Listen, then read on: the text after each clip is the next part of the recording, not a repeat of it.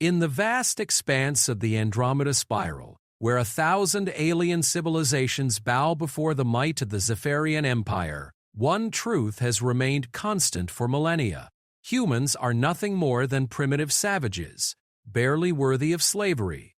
Their homeworld burns in eternal conflict, their technology crude, their culture barbaric. So when Princess Lyrelei of House Stellarix receives word that she must marry a human prince to secure a mining treaty, she prepares for a life of misery alongside a knuckle-dragging brute. But what happens when the most educated princess in the galaxy discovers that everything she's been told about humanity is a carefully constructed lie?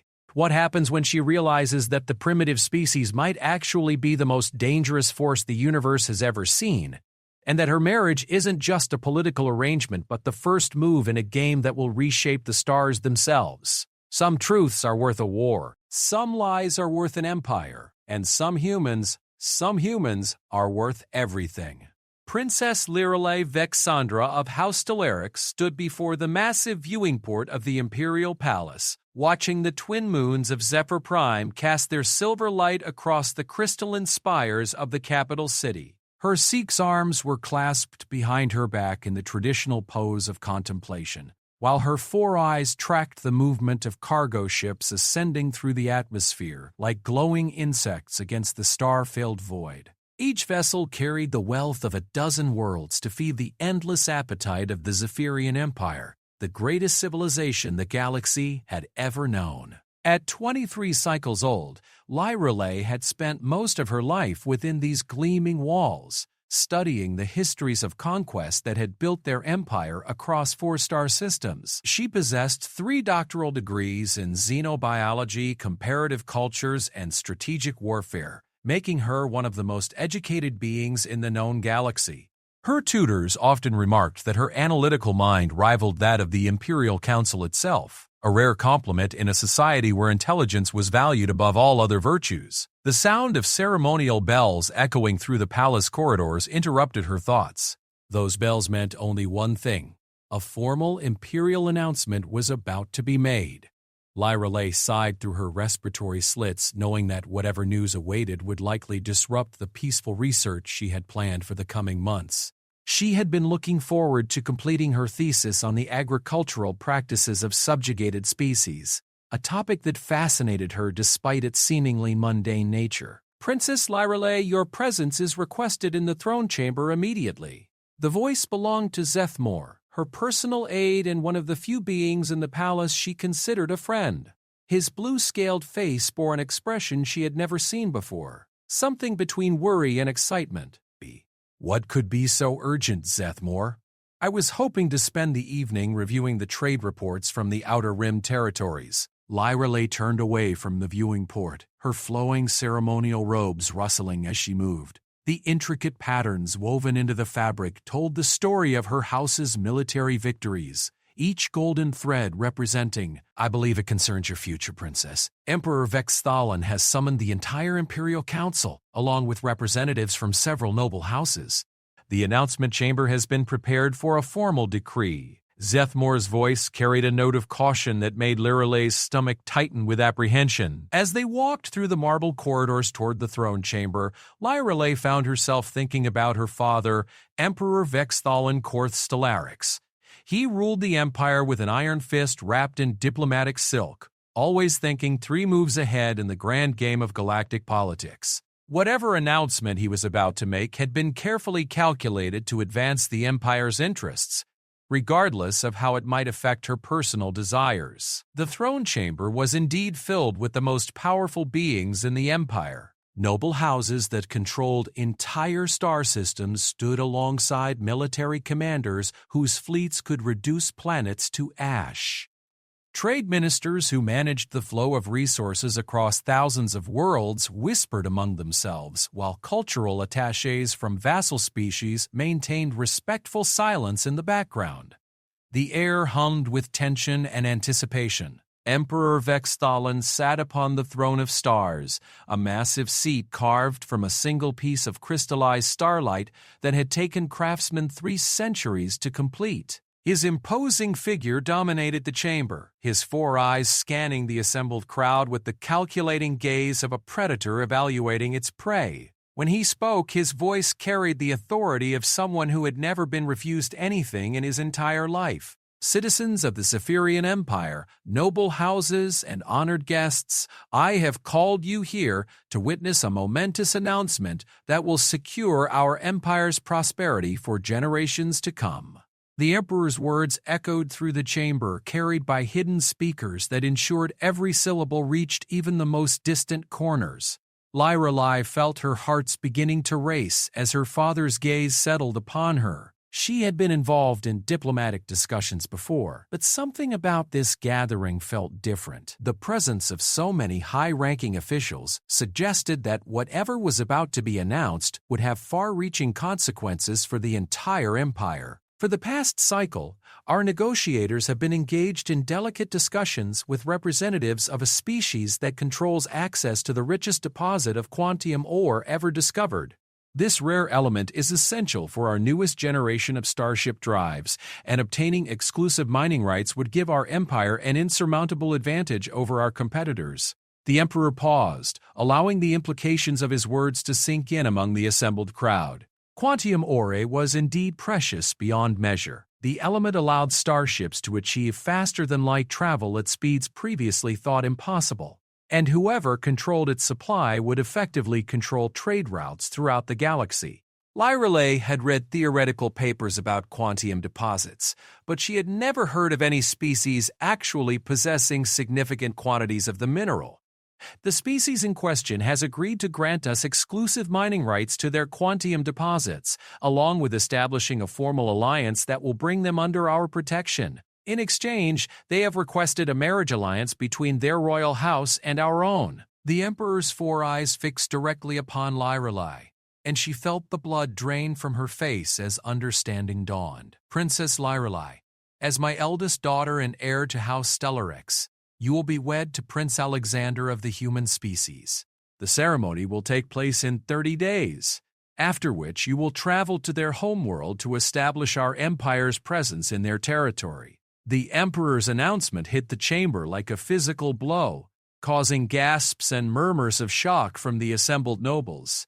Lorelei felt as though the floor had dropped out from beneath her feet. Teddy? Humans? She had studied every known intelligent species in the galaxy, and humans were considered among the most primitive and savage races ever encountered. They were barely capable of interplanetary flight, spent most of their time engaged in brutal warfare among themselves, and showed little evidence of the sophisticated culture that civilized species valued. According to her xenobiology texts, humans were classified as a Class 7 species, meaning they possessed only rudimentary technology and social structures. They were occasionally captured and sold as exotic slaves in the outer territories, prized mainly for their unusual appearance and apparent resistance to various forms of physical labor. The idea of marrying one of them was not just politically surprising, it was personally horrifying. "Father, surely there must be some mistake," Lorelei managed to say, her voice barely audible above the continued murmuring of the crowd. "Humans are a primitive species. How could they possibly possess quantium deposits, let alone the technology to mine them effectively?" Emperor Vexthalin raised one of his hands for silence, and the chamber immediately fell quiet. The idea of his presence is a flicker, to make impassive, but Lorelei could see a flicker of something, perhaps sympathy, perhaps warning, in his eyes. "The details of their civilization are not your concern, daughter. What matters is that they possess what we need, and they are willing to trade. Your marriage to their prince will cement an alliance that will benefit our empire for centuries to come. I trust you understand the importance of your duty to our people." The word duty carried special weight in Zephyrian culture. It implied not just obligation, but honor, sacrifice, and the willingness to place the needs of the empire above personal desires. Lorelei had been raised to understand that her privilege as a member of the royal house came with corresponding responsibilities, but she had never imagined that those responsibilities would include marriage to what was essentially a barbarian. "Of course, father. I understand my duty to the Empire. The words tasted like ash in her mouth, but refusing was not an option. To do so would not only dishonor her house but could destabilize the entire arrangement, potentially costing the Empire access to resources that could determine their future dominance in the galaxy. Excellent. Ambassador Krelthon will provide you with detailed information about human customs and culture, so that you may prepare yourself appropriately for the wedding ceremony and your subsequent role as liaison between our species. The Emperor gestured toward a tall figure standing near the back of the chamber, one of the Empire's most experienced diplomats. As the formal ceremony concluded and the assembled crowd began to disperse, Lyrelay found herself surrounded by well-wishers and political opportunists, all eager to congratulate her on her upcoming marriage. Their words of celebration felt hollow and meaningless, like echoes in a tomb. She smiled and nodded appropriately, playing her role as the dutiful princess while her mind raced with questions and fears about what the future might hold. Later that evening, alone in her private chambers, Lyrelay activated her personal computer terminal and began searching through the Empire's databases for information about humans. What she found only confirmed her worst fears. Reports from traders and military scouts painted a picture of a violent, chaotic species that seemed incapable of the kind of sophisticated civilization that would justify a marriage alliance with the Zephyrian Empire. Humans apparently lived on a world called Earth, which was described as a hostile environment where different tribes constantly fought over limited resources. Their technology was primitive by galactic standards, their social structures were crude and unstable, and their cultural achievements were virtually non-existent. Most disturbing of all, they seemed to take pleasure in violence and destruction, treating warfare as a form of entertainment rather than a necessary evil. The photographs and video recordings in the database showed beings that looked alien and unsettling by Zephyrian standards. They had only 2 arms and 2 legs, a single head with just 2 eyes, and skin that came in various shades of brown, pink, and tan. Their facial features were asymmetrical and crude, lacking the elegant proportions that Zephyrians considered beautiful. Most wore simple clothing that appeared to be made from the processed remains of dead animals, a practice that struck Lyrelay as particularly barbaric. According to the reports, humans had only recently achieved faster-than-light travel, and their ships were described as barely functional by the scouts who had observed them. Their worlds were polluted and overcrowded, their governments were unstable and corrupt, and their people seemed to live short, violent lives filled with suffering and ignorance. The idea of spending the rest of her life among such beings filled Lyrelay with a deep sense of dread. She tried to imagine what her future husband might be like. Based on the description she had read, would he be violent and unpredictable? Would he attempt to dominate her through physical force, as human males were said to do with their females? Would he be capable of intelligent conversation, or would she spend her days trying to communicate with someone whose mental capacity was barely above that of an animal? The more she learned, the more convinced she became that this marriage would be a living nightmare. She would be trapped on a primitive world, surrounded by savage beings who couldn't appreciate her education or understand her sophisticated perspective on the universe.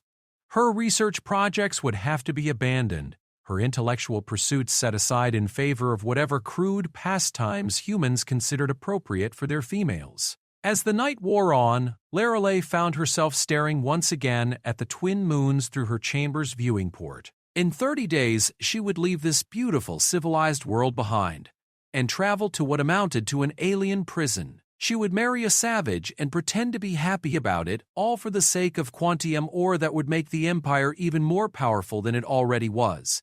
The irony was not lost on her that she, one of the most educated beings in the galaxy, was about to be traded like a piece of property to secure access to a mineral deposit. For all their talk of civilization and cultural superiority, the Zephyrians were apparently no different from the primitive humans when it came to using marriage as a tool of political advancement. Tomorrow, she would meet with Ambassador Krelthon to begin learning about human customs and traditions. She would study their language, their social conventions, and their expectations for wives and marriage partners. She would transform herself from a sophisticated princess into whatever these savage beings expected her to be, all while maintaining the dignity and honor of her house. But tonight, she allowed herself to grieve for the future she was losing. She thought about the research projects she would never complete, the discoveries she would never make, and the life of intellectual freedom that was about to be replaced by whatever crude existence awaited her among the humans. The twin moons continued their eternal dance across the star-filled sky, indifferent to the struggles of the beings below. In 30 days, they would shine down upon a different world, where a Zephyrian princess would begin a new life among strangers who could never understand or appreciate what she was sacrificing for the good of her people. The morning sun cast long shadows across Ambassador Krelthon's office as Lyrelay arrived for her first briefing about human culture. The ambassador was an elderly Zephyrian whose scaled hide bore the deep purple hue that came with advanced age and wisdom. His office walls were covered with holographic displays showing star charts, trade routes, and diplomatic agreements from across the galaxy. The scent of Zephyrian tea hung in the air, its calming properties doing little to ease Lyrelay's nervous tension. "Princess Lyrelay, please take a seat. I understand that recent events have been somewhat overwhelming for you." Krelthon's voice carried the measured tone of someone who had delivered difficult news to royalty many times before.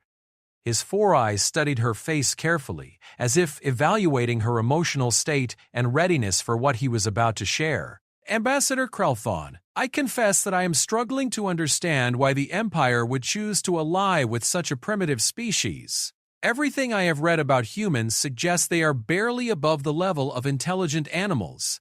Lyrelay settled into the chair across from his desk, her formal posture betraying the anxiety she felt about the upcoming conversation. The ambassador was quiet for a long moment, his fingers steepled before him as he seemed to weigh his words carefully. When he finally spoke, his voice carried an odd note of caution that immediately captured Lyrelay's attention. "Princess, what I am about to share with you is classified at the highest levels of imperial security. The information you have read in our public databases about humans is deliberately incomplete. For reasons of state security, we have maintained certain misconceptions about their true nature and capabilities." Krelthon activated a privacy field around his office, the subtle hum indicating that their conversation could not be monitored or recorded by outside parties. Lyrelay felt a chill run through her body as the implications of his words began to sink in. "Are you telling me that humans are not actually primitive savages? That our own databases contain false information about a species we are about to form an alliance with? I am telling you that the situation is far more complex than our public records suggest. The truth about humans is something that only the highest levels of our government have been privy to, and for good reason. What you are about to learn could fundamentally change your understanding of galactic politics and our empire's place within it." The ambassador's expression grew increasingly serious as he spoke, his four eyes never leaving Lyrelay's face. Krelthon activated a holographic projector that filled the space between them with a three-dimensional map of the galaxy. Hundreds of star systems were marked with different colored indicators representing various political alignments, trade relationships, and military strengths. The Zephyrian Empire appeared as a cluster of golden stars near the galactic center, impressive in its scope but representing only a small fraction of the total systems shown. "Our empire controls approximately 3% of the galaxy's habitable worlds, Princess. We like to think of ourselves as the dominant force in known space, but the reality is that we are simply the largest fish in a very small pond.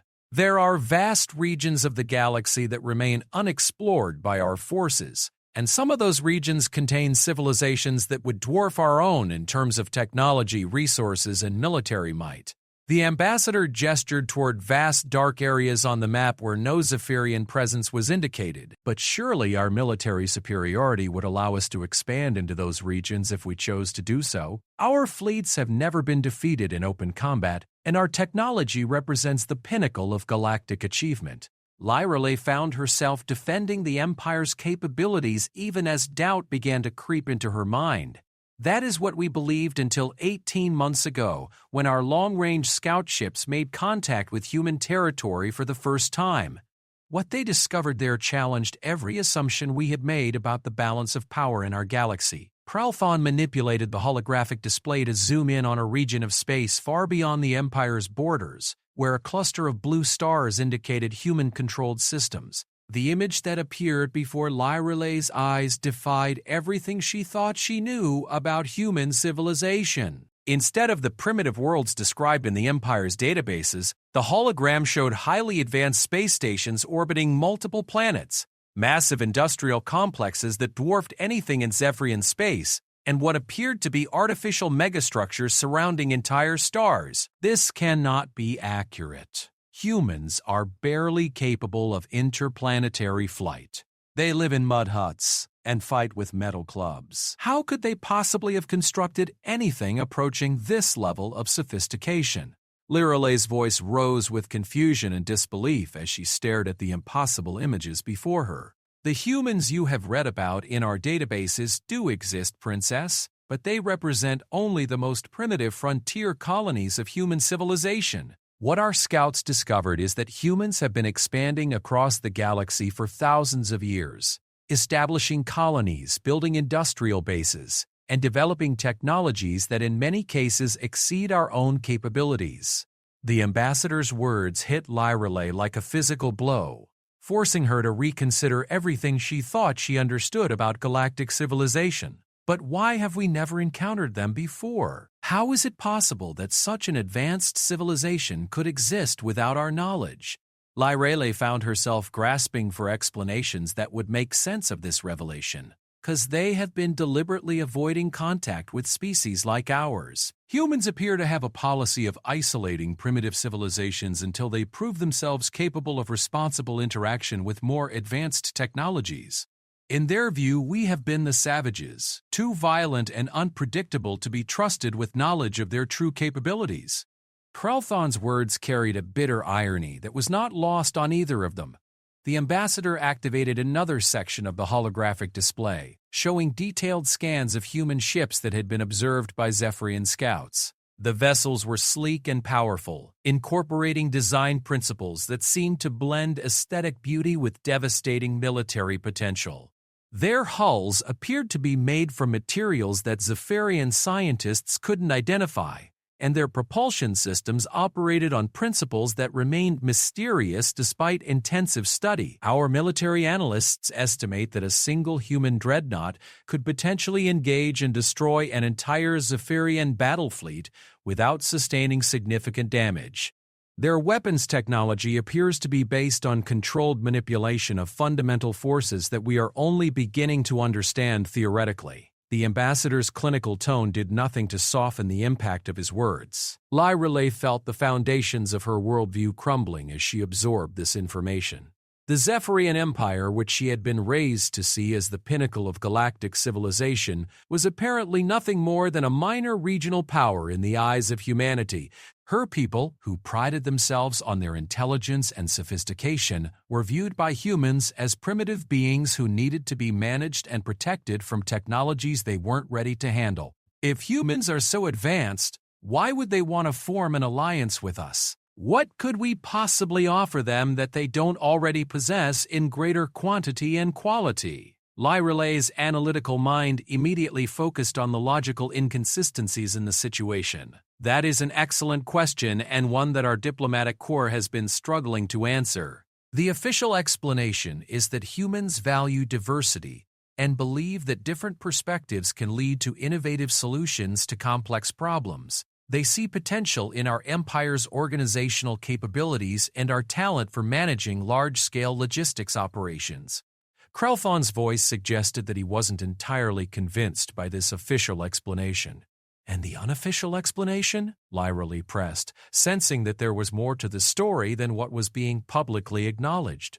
The unofficial explanation is that humans may be facing challenges that require the kind of resources and manpower that our empire can provide. Our analysts believe that human civilization may be dealing with threats or problems that have forced them to seek allies among younger species, even if those allies are technologically inferior.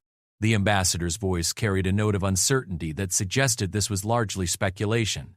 The holographic display shifted again, showing what appeared to be recordings of human individuals going about their daily lives. Lyrelai was shocked to see that these humans bore little resemblance to the primitive savages described in the Empire's databases. They moved with confidence and purpose through environments that were clearly highly advanced, wearing clothing that appeared to be made from materials that seemed to shift and adapt to their surroundings. Your future husband, Prince Alexander, is apparently considered something of a scholar among his people. He holds advanced degrees in xenobiology, comparative philosophy, and what humans call diplomatic engineering.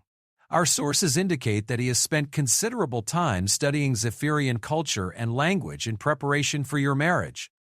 Krelthon's words carried a subtle implication that the human prince might be better prepared for this arranged marriage than Lyrelai herself. He has been studying our culture? For how long?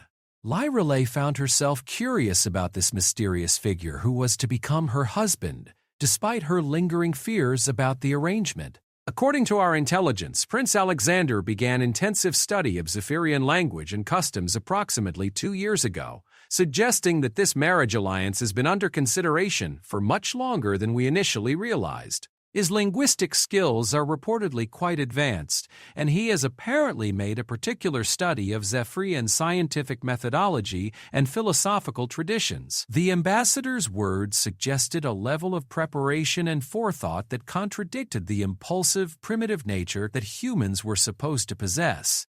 Lyrelai found herself struggling to reconcile these new revelations with her preconceptions about humans. If Prince Alexander was truly a scholar who had spent years studying her culture, then perhaps the marriage would not be the nightmare she had imagined.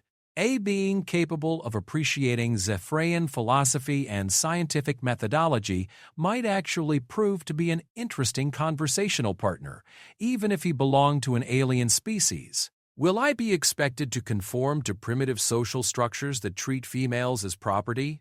Lyrelai's concerns about her personal freedom and autonomy remain strong despite these new revelations.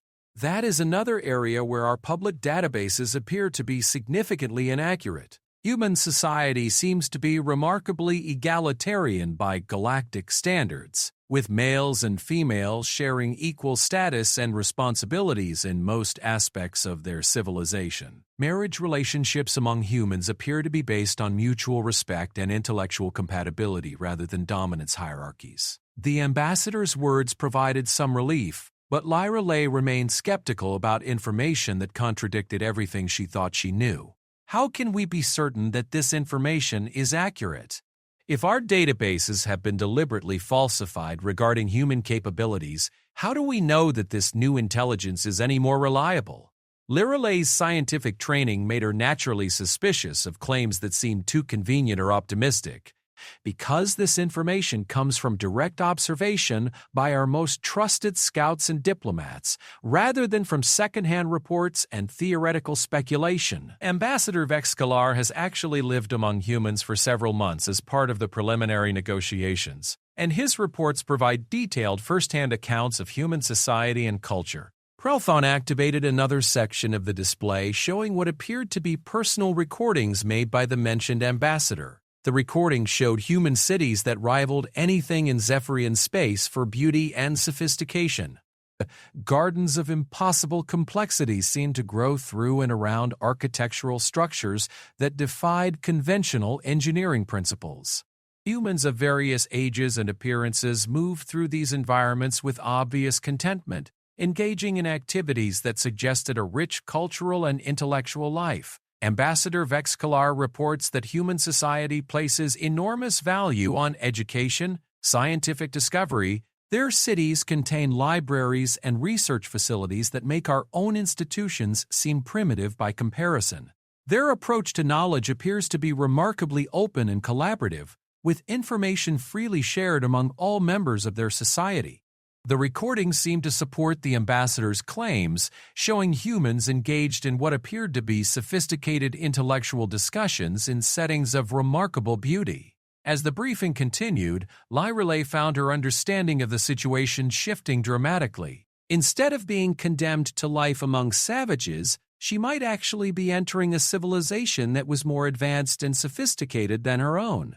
The prospect was simultaneously exciting and terrifying, opening up possibilities she had never imagined while also challenging her sense of identity as a member of what she had believed was the galaxy's most advanced culture. There is one more thing you should know, Princess. The quantium deposits that humanity is offering to share with our empire represent only a tiny fraction of their total reserves. According to our intelligence, humans control quantium mines throughout their territory that could supply the entire galaxy's needs for thousands of years. This marriage alliance may be less about what we can provide to them and more about what they are willing to share with us. The ambassador's final revelation completed the transformation of Lyreley's understanding of the situation. The Zephyrian Empire wasn't gaining a valuable ally through this marriage. They were being granted entry into a civilization so advanced that their own achievements paled by comparison. Lyreley wasn't being sacrificed to secure resources for her people. She was being offered an opportunity to learn from and contribute to a society that represented the kind of intellectual paradise she had always dreamed of finding. The question that remained was whether she was prepared for the challenges and opportunities that such a dramatic change in circumstances would bring. The ceremonial wedding chamber aboard the neutral diplomatic station had been carefully designed to accommodate both Zephyrian and human customs, though Lyreley found herself wondering exactly what human marriage traditions actually entailed.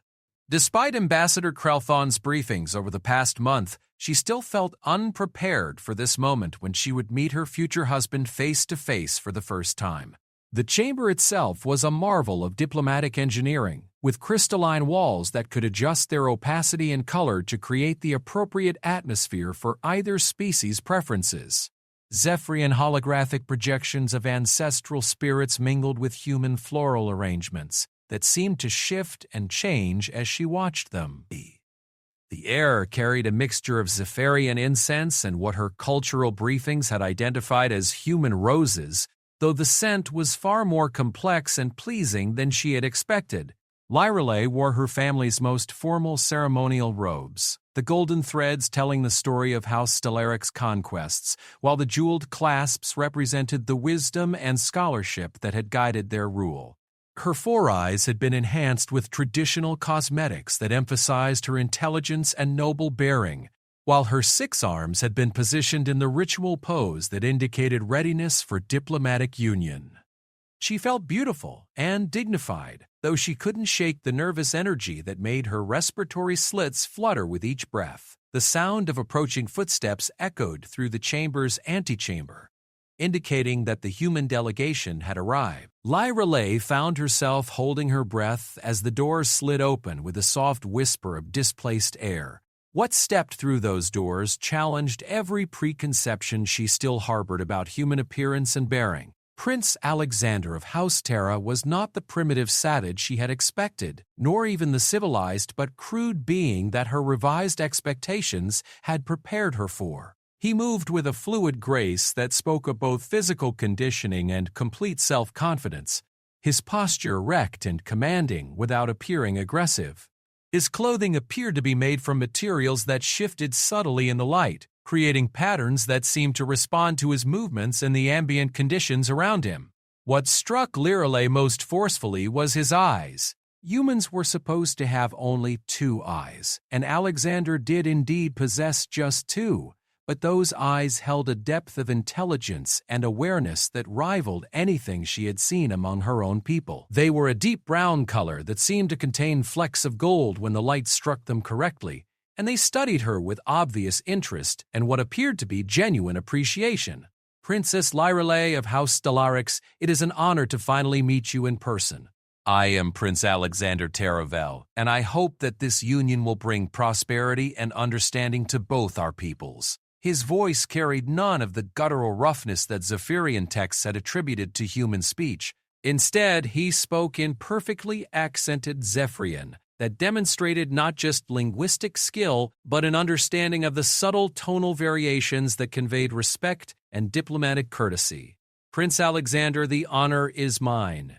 I confess that I am curious to learn more about your people and your culture. Lyra Lay responded with the traditional diplomatic formula, though she found herself genuinely interested in the being standing before her rather than simply going through the motions of political necessity.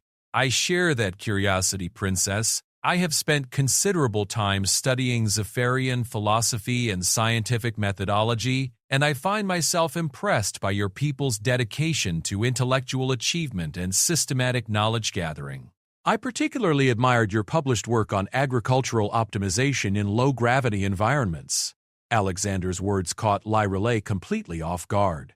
You have read my research? How did you even gain access to Zephyrian academic publications? The surprise in her voice was evident, and she realized that she had abandoned diplomatic protocol in favor of genuine scholarly interest. Your reputation as a researcher extends beyond Zephyrian space, Princess. The galactic academic community is more interconnected than most political entities realize, and your work has been cited in several human publications dealing with terraforming and agricultural development. Alexander's smile suggested that he was pleased to have surprised her with this information. The revelation that her research was known and respected by human scientists opened up possibilities that Lyra Lay had never considered. She had always assumed that her academic work would be confined to Zephyrian institutions, but apparently there was a larger community of scholars who shared information across species boundaries. The idea of contributing to truly galactic scientific endeavors was both exciting and intimidating. I would be very interested to see how human researchers have built upon Zephyrian agricultural theories. Your people's approach to problem-solving may offer perspectives that our scientists have not considered. Lyra Lay found herself speaking with genuine enthusiasm for the first time since learning about the marriage arrangement, and I would be equally interested in collaborating with you on some of the agricultural challenges that human colonies are facing. Despite our technological advantages, we continue to struggle with food production in certain extreme environments where traditional methods prove inadequate. Alexander's response suggested that he viewed their marriage as an opportunity for intellectual partnership rather than simply a diplomatic formality. The conversation was interrupted by the arrival of the ceremonial officials, who would conduct the marriage ceremony. But Lyra Lay found herself looking forward to continuing their discussion rather than dreading the remainder of the proceedings. Perhaps this arrangement would prove beneficial in ways that had nothing to do with political alliances or resource acquisition. The ceremony itself was a fascinating blend of traditions that neither species had expected. Zephyrian rituals of intellectual union were combined with human customs that emphasized emotional connection and mutual support. Lyra Lay found herself speaking vows that promised not just political cooperation, but genuine partnership in facing whatever challenges the future might bring. When Alexander spoke his vows, his words carried a sincerity that surprised her with its depth. Princess Lyra Lay, I promise to honor your intelligence, respect your independence, and support your research endeavors as we build a life together that brings credit to both our peoples. I hope that our union will demonstrate that different species can not only coexist, but can accomplish together what neither could achieve alone. The words "respect your independence" resonated particularly strongly with Lyra Lay, addressing one of her deepest fears about marriage to an alien species.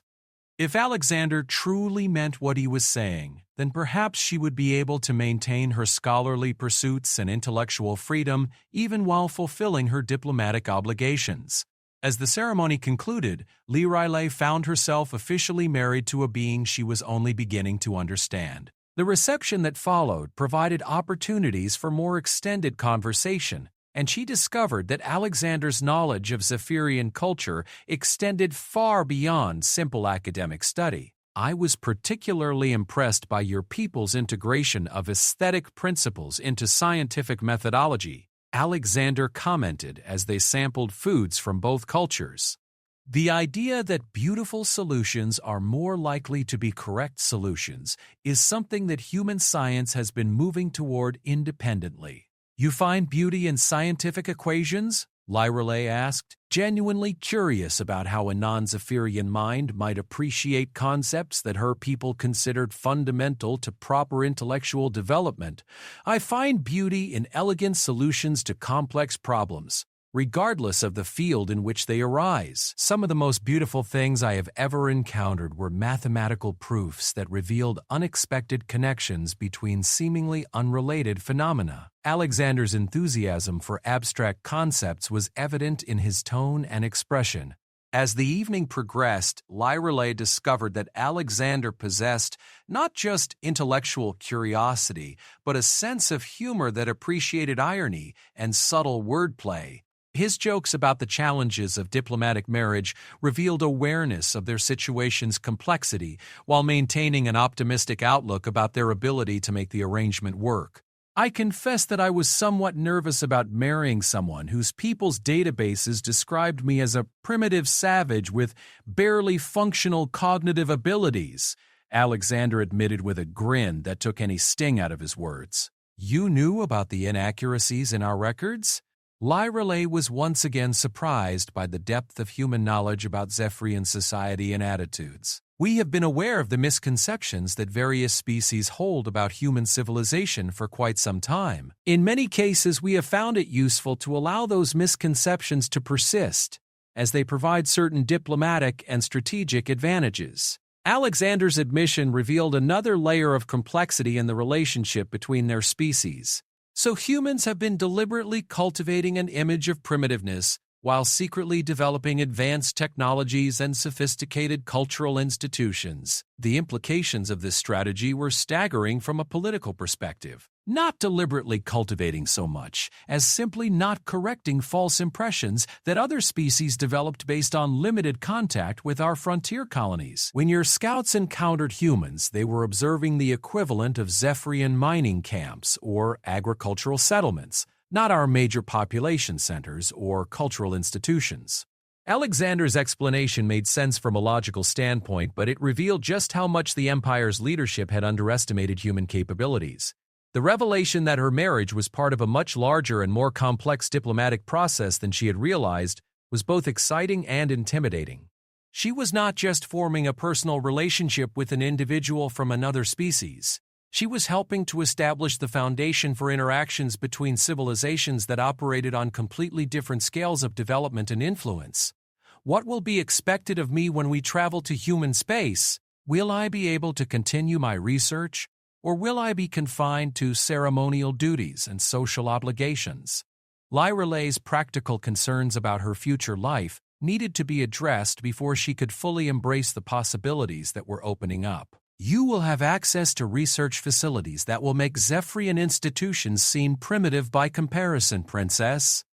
Human science operates on principles of open collaboration and shared knowledge that should provide you with opportunities you could never have imagined within the Empire's more restrictive academic environment.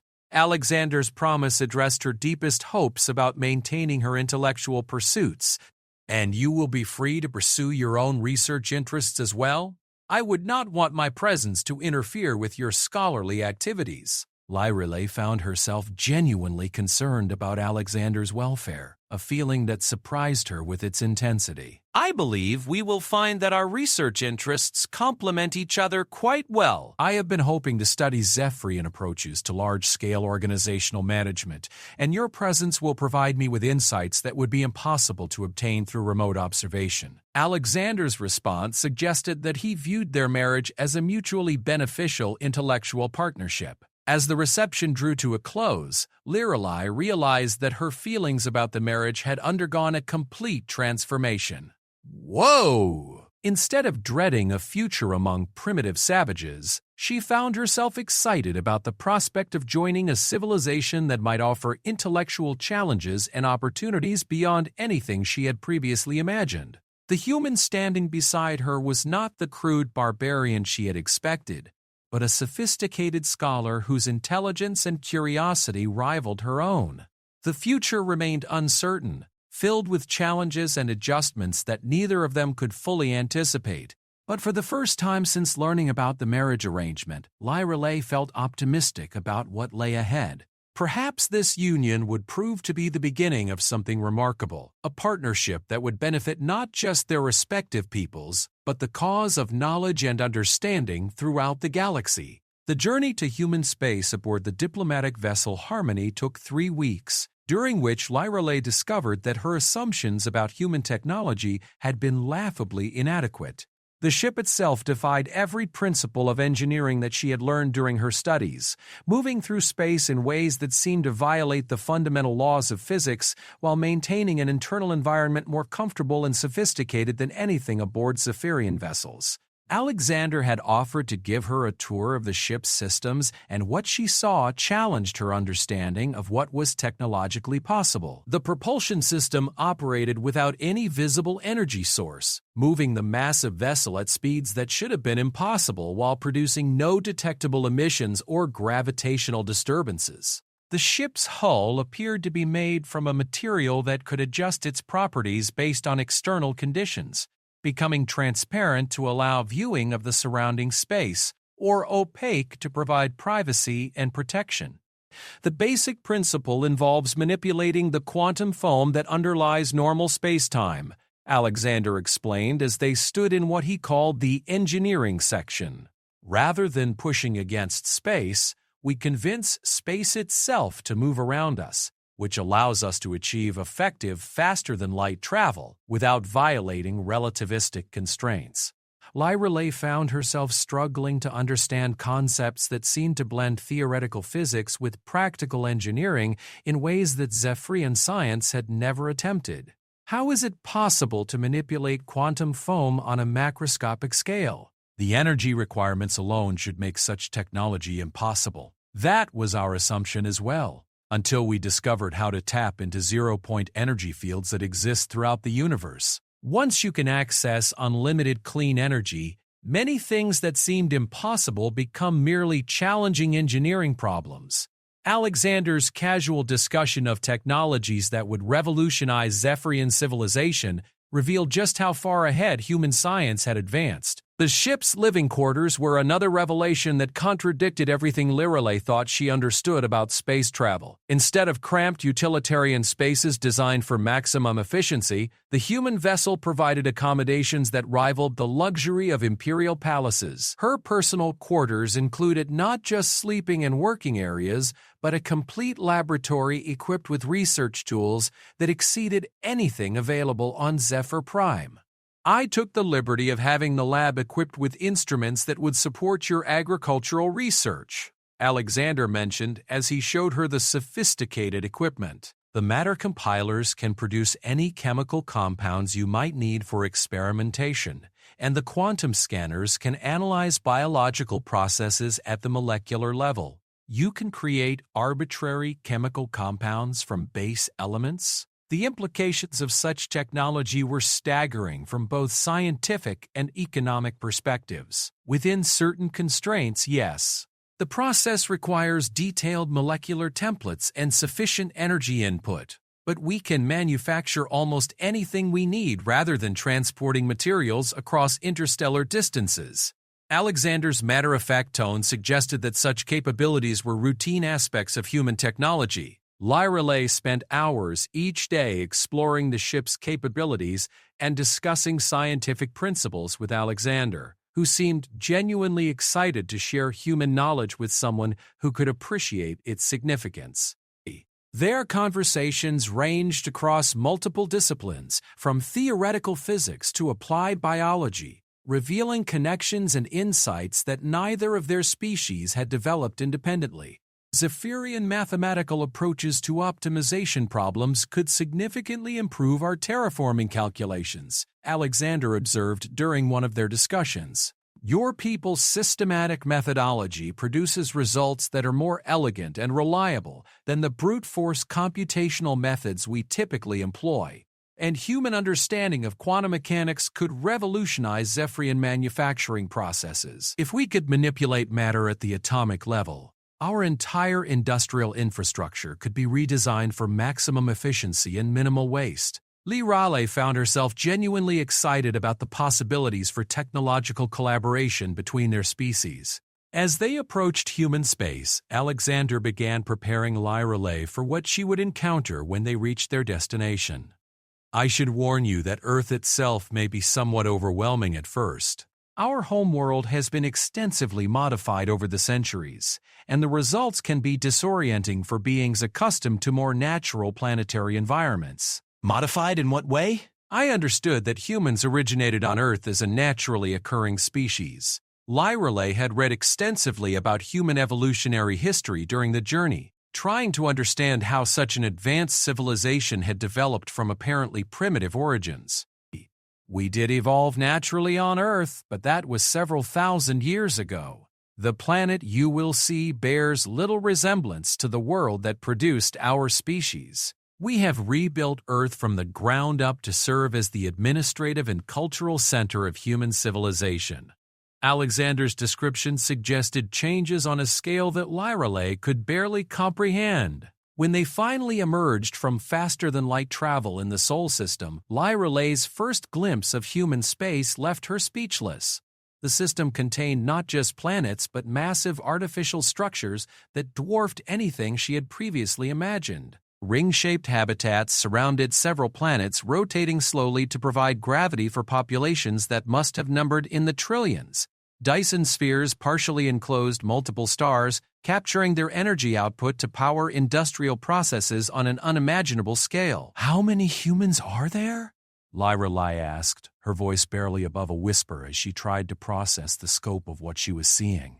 Current population estimates suggest approximately 800 billion humans distributed across our territory, though the exact number changes constantly as new colonies are established and existing settlements expand. Alexander's casual mention of numbers that exceeded the entire population of the Zephyrian Empire by several orders of magnitude left Lyrelay feeling dizzy. Earth itself was visible as a blue-green jewel hanging in space, but even from this distance she could see that it had been transformed beyond recognition. Massive orbital elevators extended from the planet's surface to stations positioned at the edge of the atmosphere, while geometric patterns of lights suggested cities that covered entire continents. The planet's surface appeared to be divided between carefully maintained natural preserves and urban areas that glowed with their own internal illumination. We maintain most of Earth's original biosphere in protected reserves,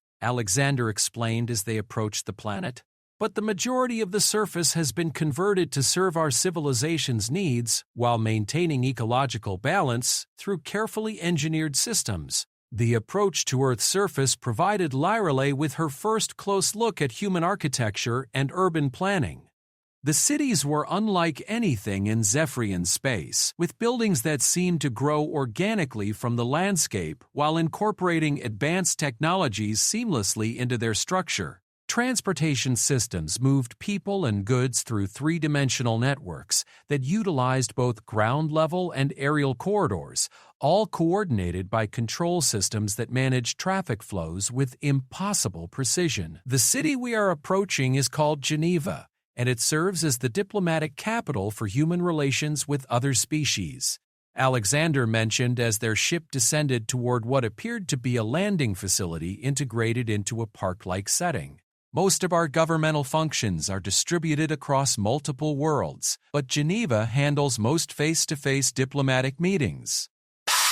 Geneva's spaceport was a marvel of engineering that managed to accommodate vessels from dozens of different species while maintaining the aesthetic beauty that seemed to characterize all human construction. The landing area was surrounded by gardens that contained plants from hundreds of worlds, creating an environment that was both functional and inspirational. As they disembarked from their ship, Lyrelay found herself surrounded by humans going about their daily activities with obvious contentment. What struck her most was the diversity of their appearance and behavior, suggesting a culture that embraced individual expression while maintaining social cohesion. Some humans had modified their bodies with technological enhancements that seemed to serve both functional and aesthetic purposes, while others appeared to maintain purely biological forms that resembled the primitive humans described in Zephyrian databases. Wise is individual choice in almost all aspects of life. Alexander explained as he noticed her observation of the variety around them. People are free to modify their bodies, pursue their interests, and live according to their personal preferences, as long as they do not interfere with the rights of others. The transportation system that carried them from the spaceport to Alexander's family residence operated silently and smoothly, providing panoramic views of Geneva's architectural wonders. The buildings seemed to exist in harmony with natural features like rivers and forests, creating an urban environment that felt more like a carefully tended garden than a traditional city. Your people have achieved something that Zephyrian urban planners have been trying to accomplish for centuries, Lyrelay observed as they traveled through districts that seamlessly blended residential, commercial, and recreational areas. How do you maintain such beauty while supporting such large populations? The key is integration rather than segregation, Alexander replied. Instead of dividing our cities into separate zones for different functions, we design each area to serve multiple purposes simultaneously. A residential building might also contain shops, offices, schools, and entertainment facilities, reducing the need for transportation while creating communities where people can live, work, and play in the same area. The Terra family residence was another revelation that challenged Lyrelay's preconceptions about human lifestyle and values. Rather than the primitive dwelling she had expected, or even the sterile luxury that might characterize the home of a powerful political family, the residence was a masterpiece of architecture that combined advanced technology with artistic beauty in ways that took her breath away. Welcome to our home, Princess Lyrelay. I hope you will find it comfortable during your stay with us.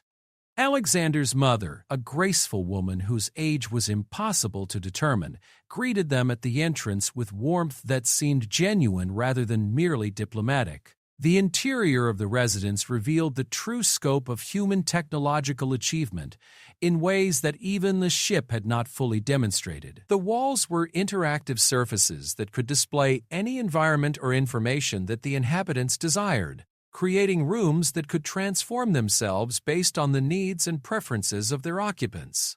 The furniture appeared to be made from materials that adjusted themselves to provide optimal comfort while maintaining aesthetic beauty that rivaled the greatest Zephyrian artworks. I understand that you are a researcher specializing in agricultural systems, Alexander's father mentioned during the family dinner that evening.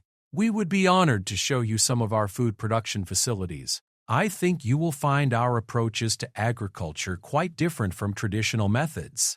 The family dinner itself provided insights into human social customs that contradicted much of what Lyrelay had read about their supposedly primitive culture. The conversation was sophisticated and wide-ranging, touching on scientific discoveries, philosophical questions, and artistic achievements with a depth that rivaled the best dinner parties in Zephyrian royal circles.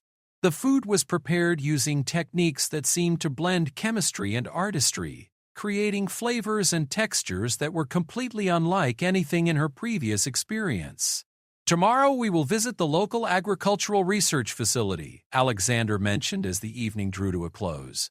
I think you will find their work on ecosystem integration particularly interesting, given your research background. As Lyrelay settled into her quarters that night, she found herself trying to process everything she had experienced during her first day in human space. The civilization she had entered was not just more advanced than the Zephyrian Empire. It was fundamentally different in its approach to technology, social organization, and the relationship between individual needs and collective welfare. The implications of what she had learned extended far beyond the personal challenge of adapting to life among an alien species. If humans possessed the technologies and capabilities she had observed, then the balance of power in the galaxy was completely different from what Zephyrian leadership had understood. The Empire was not forming an alliance with a primitive species that possessed useful resources. They were being granted entry into a civilization that could reshape the galaxy according to its will. The question that kept her awake as she tried to fall asleep in her luxurious quarters was whether the Zephyrian Empire was prepared for the changes that this alliance would inevitably bring. Human technology could revolutionize every aspect of Zephyrian life, but it could also destabilize the social and political structures that had maintained order in the empire for thousands of years. She was no longer simply a princess who had been married off to secure a diplomatic alliance. She had become a bridge between civilizations whose differences in development and capabilities were so vast that successful communication might require completely new approaches to interspecies relations. The weight of that responsibility was both exciting and terrifying, opening up possibilities she had never imagined while challenging her to rise to meet expectations that she was only beginning to understand. 3 months into her residence on Earth, Lirele had established herself in the agricultural research facility that Alexander's family had arranged for her to visit. What she had initially expected to be a brief tour had evolved into a full-time research position when the human scientists discovered that her Zephyrian mathematical approaches could solve optimization problems that had been troubling them for years. The work was intellectually stimulating beyond anything she had experienced in the Empire, but it was the personal relationship she was developing that truly transformed her understanding of her situation. Sarah Chen, the lead researcher at the facility, had become both a mentor and a friend, patiently explaining human scientific methodologies while eagerly learning Zephyrian techniques for systematic analysis. Their collaboration had already produced 3 joint papers that were being prepared for publication in galactic scientific journals, marking the first formal academic cooperation between their species. The integration of Zephyrian mathematical optimization with human quantum farming techniques could revolutionize food production throughout the galaxy, Sarah observed as they reviewed their latest experimental results. Your systematic approach to problem-solving provides exactly the kind of rigor that our more intuitive methods sometimes lack. And human willingness to experiment with unconventional approaches opens up possibilities that Zephyrian conservatism would never allow, Lirelai replied, genuinely appreciating the intellectual freedom that human academic culture provided. I have learned more in 3 months here than I did in 3 years at the Imperial University. It was during one of their research sessions that Alexander arrived with news that would change everything Lirelai thought she understood about the relationship between their species. His expression was serious as he requested a private meeting with her, and his tone suggested that what he had to share was both important and potentially disturbing. Lirelai, I have been authorized to share with you information that will help you understand the true nature of the alliance between our peoples. What I am about to tell you is classified at the highest levels of both human and Zephyrian governments, and it will fundamentally change your understanding of galactic politics. Alexander's formal tone indicated that this was more than just a personal conversation between spouses. They retired to a private conference room where Alexander activated security measures that ensured their conversation could not be monitored or recorded. The seriousness of these precautions made Lirelai's hearts race with anticipation and anxiety about what she was about to learn. The marriage alliance between us was not arranged to secure quantium mining rights or to establish trade relationships. Alexander began, his voice carrying a weight that suggested the importance of what he was about to reveal. Those benefits are real, but they are secondary to the true purpose of bringing our civilizations together. What is the true purpose? Lirelai asked, though she suspected that the answer would be more complex and far-reaching than anything she had previously imagined. Humanity has been monitoring the Zephyrian Empire for over 2 centuries, Princess. We have watched your people's expansion across their region of the galaxy, studied their military capabilities, and analyzed their political and social structures with considerable care. What we discovered convinced us that the Empire represents both a significant opportunity and a potential threat that needed to be managed carefully. Alexander's words suggested a level of long-term planning and strategic thinking that dwarfed anything in Zephyrian political tradition. The revelation that humans had been studying the Empire for 2 centuries while maintaining the pretense of being a primitive species was staggering in its implications. Everything the Empire's leadership thought they knew about their position in the galaxy was based on incomplete and deliberately misleading information. What kind of threat could the Zephyrian Empire possibly represent to a civilization as advanced as yours? Lyra Lay found it difficult to believe that her people could pose any danger to beings who possessed the technological capabilities she had observed. The threat is not military, Princess. Human technology is sufficiently advanced that we could neutralize the entire Zephyrian military without significant difficulty if such action became necessary. The threat is philosophical and cultural. Alexander's explanation moved into territory that Lyra Lay had not expected. I don't understand.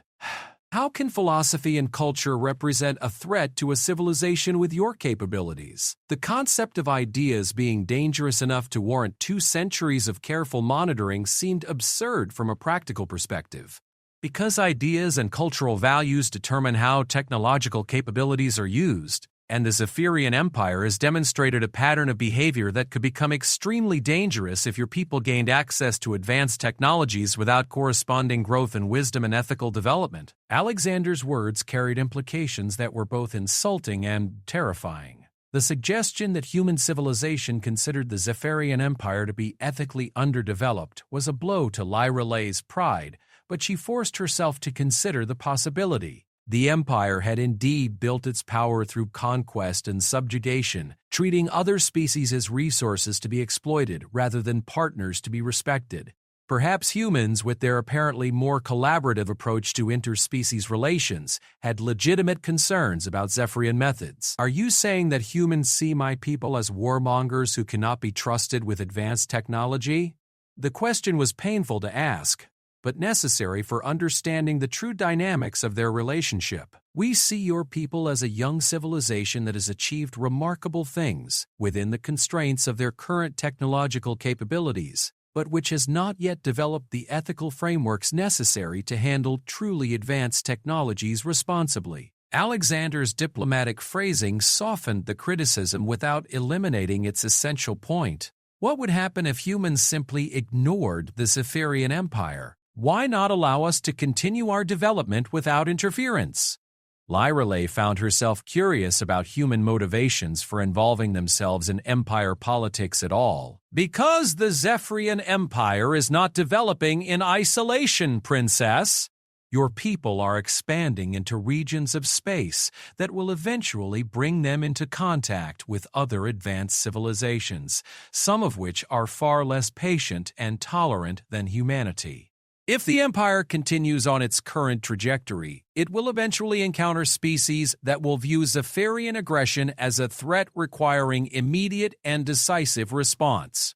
Alexander's explanation suggested that human intervention was intended to prevent a larger catastrophe rather than to exploit Zephyrian resources. The idea that there were other advanced civilizations in the galaxy besides humanity was another revelation that required significant adjustment to Lyra Lay's worldview.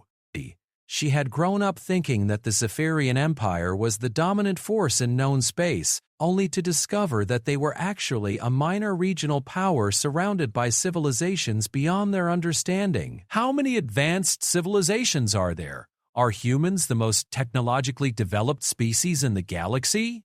These questions addressed fundamental assumptions about the nature of galactic civilization that Lyra Lay realized she needed to reconsider completely. Humanity is among the more advanced civilizations currently active in this galaxy, but we are by no means the most powerful or sophisticated. There are species that have existed for millions of years, developing technologies and capabilities that even we find difficult to comprehend. Some of these ancient civilizations have little patience for younger species that disturb galactic peace through aggressive expansion. Alexander's words painted a picture of galactic politics that was infinitely more complex and dangerous than anything Lyra Lay had previously imagined. And you believe that the Zephyrian Empire is on a collision course with these ancient civilizations? The implications for her people's future were terrifying if Alexander's assessment was accurate. We believe that without guidance and assistance in developing more sophisticated approaches to interspecies relations, the Empire will eventually encounter civilizations that will view Zephyrian expansion as a threat requiring termination. Our intervention is designed to help your people develop the wisdom and ethical frameworks necessary to survive in a galaxy where military might alone is insufficient for long-term prosperity. Alexander's explanation repositioned the entire alliance as a form of protective guidance rather than mutual cooperation between equals. The realization that humanity was essentially trying to civilize the Zephyrian Empire was both humbling and encouraging.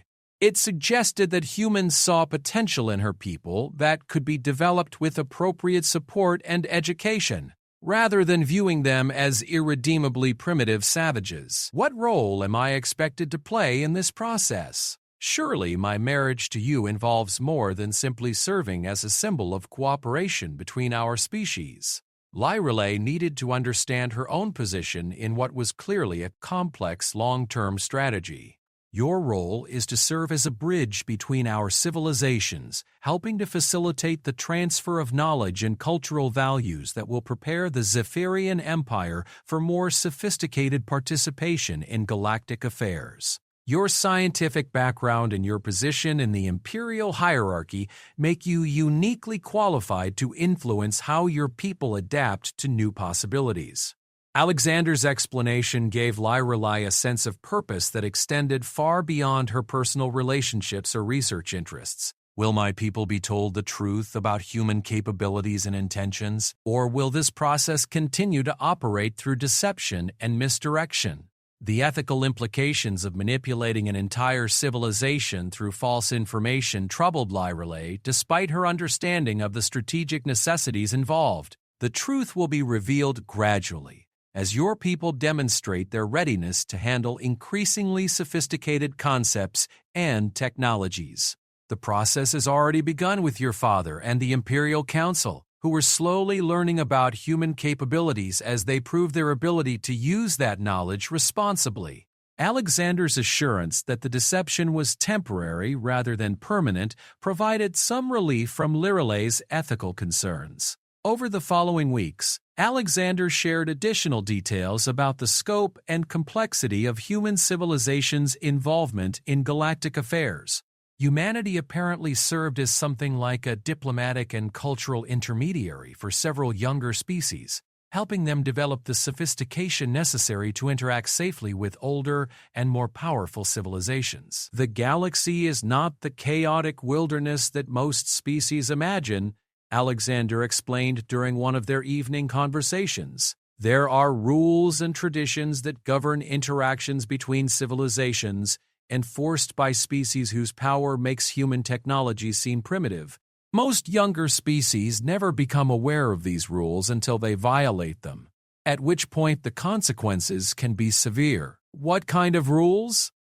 And what happens to species that violate them? Lyrelay's curiosity about galactic politics had grown considerably since learning about the true complexity of interspecies relations. A primary rule is that species must demonstrate wisdom and ethical development proportional to their technological capabilities. Civilizations that develop advanced technologies without corresponding growth and wisdom are considered threats to galactic stability and are subject to intervention by guardian species.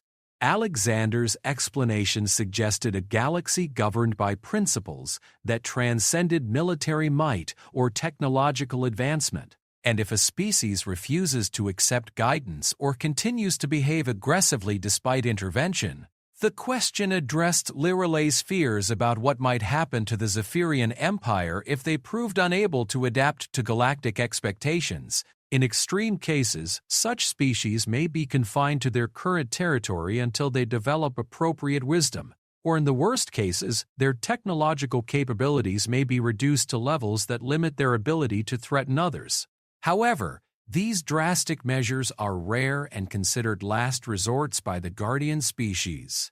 Alexander's words suggested that there were fates worse than conquest awaiting civilizations that failed to meet galactic standards. As Lyrelay absorbed these revelations about the true nature of galactic civilization, she began to understand that her marriage represented far more than a diplomatic alliance between two species. She had become a participant in a process of guided development that would determine whether her people would be permitted to continue their expansion or would be forced to accept limitations on their growth and influence. The responsibility was overwhelming, but it was also exciting in ways that she had never anticipated. Instead of being trapped in a primitive society, she had been given the opportunity to help guide her people toward a future that offered possibilities beyond their current imagination. The work would be challenging and would require her to develop skills and perspectives that her education had never addressed, but it would also allow her to contribute to something far greater than herself. Her relationship with Alexander had evolved from a political necessity into a genuine partnership based on shared intellectual interests and mutual respect. He had proven to be not just a knowledgeable research collaborator, but a patient teacher who helped her understand complex concepts while learning from her perspectives and insights.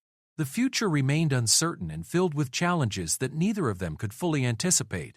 But as Lyra Lay looked out at the stars from their shared home on Earth, she felt optimistic about what lay ahead. The universe was far larger, more complex, and more dangerous than she had ever imagined, but it was also filled with possibilities that made every challenge worth facing. Her people would need to change in fundamental ways if they were to survive and prosper in the galaxy she was learning to understand. But with human guidance and her own efforts to bridge the gap between civilizations, perhaps the Zephyrian Empire could develop into something worthy of the trust and respect that galactic civilization required.